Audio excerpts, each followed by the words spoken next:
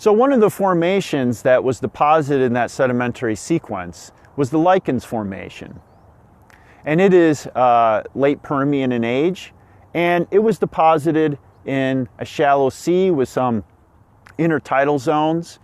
And that sea went through some periods of extreme evaporation, such that the dissolved ions in the ocean precipitated out. And in particular, we had gypsum precipitating out of that seawater. So in the Lichens Formation, there's layers of gypsum.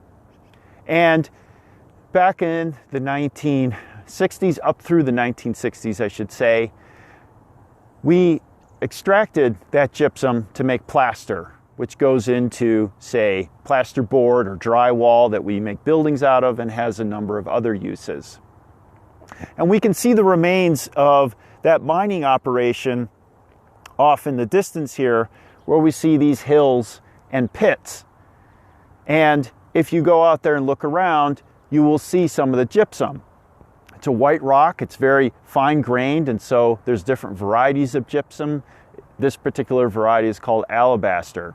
And in fact, there's some very nice geology displays down on the lower part of this trail that has some samples of that gypsum, along with igneous and sedimentary and metamorphic rocks as well.